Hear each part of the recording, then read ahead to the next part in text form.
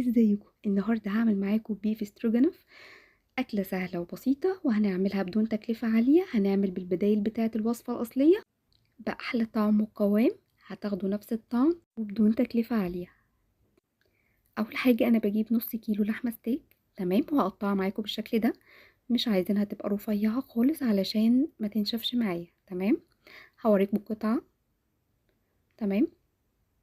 هقطع باقي الكميه، انا عملت 500 جرام، هقطعها كلها بالشكل ده. انا استعملت قطع الستيك عشان تكون سهلة وسريعة في السوا. هتبل اللحمة بتاعتي بفلفل اسود وملح فقط، تمام.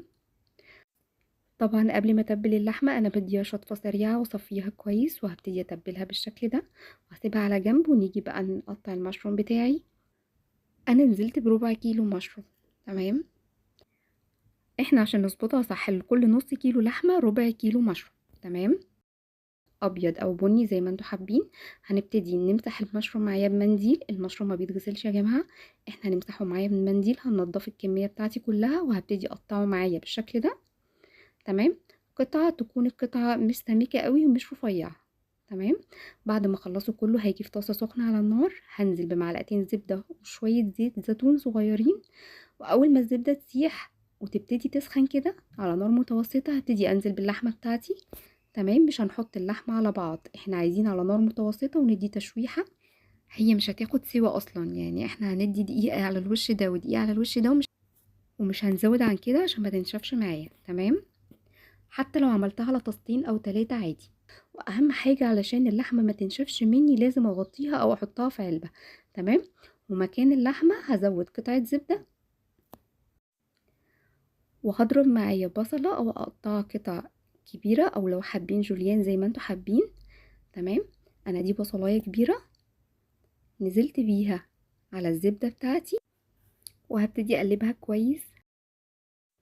وما تقلقوش من اللسعه دي، ده اللسعه دي بتدي طعم حلو قوي للوصفه.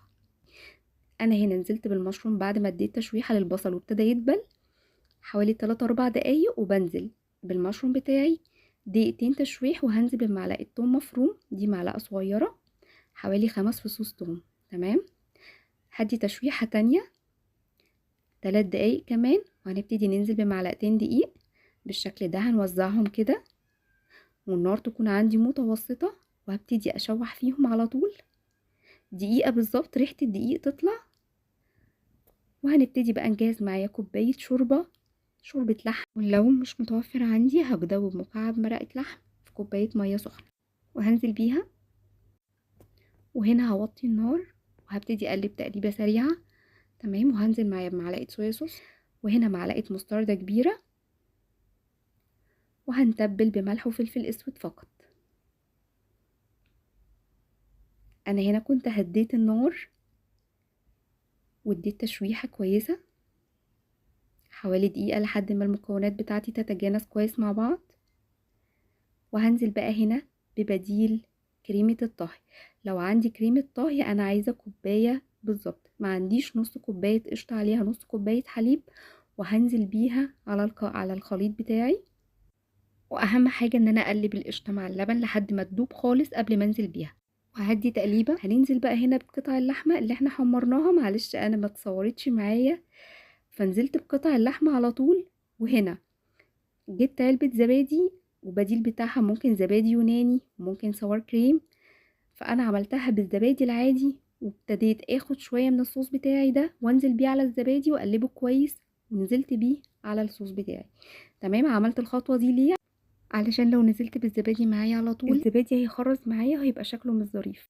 وانا هنا زينتها بشوية بقدونس صغيرين، هيدي شكل حلو. لو مش عايزين عادي ممكن نستغنى عنه. و3 4 دقايق بالظبط واحنا على نار هاديه ومغطيين، وهنطفي وهتدوقوا احلى واطعم بيف استروجانوف. هو ده القوام المطلوب. عايزه اقول لكم ممكن نقدمها مع اي نوع باستا او رز ابيض او بطاطس بيوري زي ما انتوا حابين، وممكن تاكلوها كده بس، تمام. متاكده منه ان هي هتبقى شكل الجاهزه وطعم الجاهزه بالظبط بالمكونات البديلة، مش مكلفة خالص. لو دقتوها في المطاعم جاهزة جربوها بالطريقة دي، مش هتقدروا تفرقوها بينها وبين الجاهزة. وانا ضفت رشة بقدونس على الوش تدي شكل حلو بس. متنسوش تدعموني بلايك وسبسكرايب عشان يوصلكوا كل جديد.